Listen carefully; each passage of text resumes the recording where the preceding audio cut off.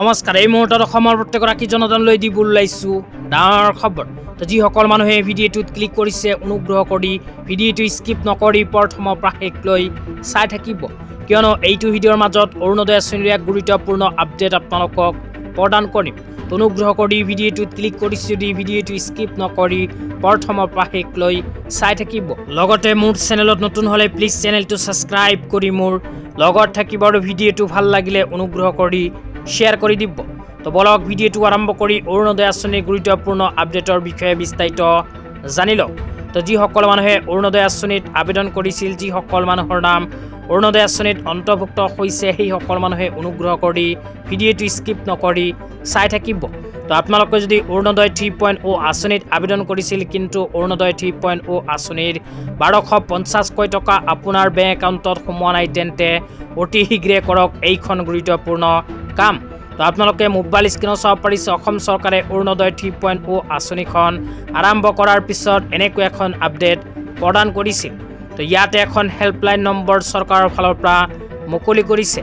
তো আপোনালোকৰ বেংক একাউণ্টত যদি অৰুণোদয় 3.0 আঁচনিৰ 1250কৈ টকা সোমোৱা নাই, তেন্তে এইখন ফোন নম্বৰত অতি শীঘ্ৰে কৰক ফোন নম্বৰটো আপোনালোকক জনাই দিম, অনুগ্ৰহ কৰি ভিডিঅ'টো চাই থাকিব। তো ফোন নম্বৰটোৰ ফোন কৰাৰ সময় হ'ল ৰাতিপুৱা 10 বজাৰ পৰা আবেলি 6 বজাৰ ভিতৰত। তো আপোনালোকে ৰাতিপুৱা 10 বজাৰ পৰা আবেলি 6 বজাৰ ভিতৰত এইখন হেল্পলাইন নম্বৰত কৰিব লাগিব ফোন। হেল্পলাইন নম্বৰটো আপোনালোকক জনাই দিছোঁ, অনুগ্ৰহ কৰি লিখি ৰাখক।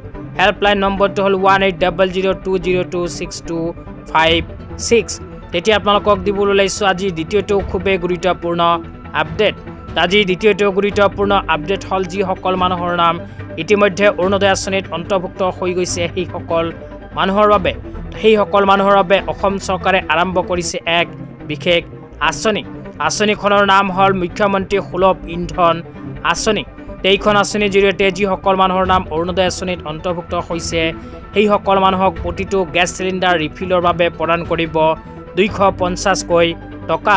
অসম চৰকাৰে অহা জানুৱাৰী মাহৰ পৰা এইখন আঁচনি আৰম্ভ কৰিব।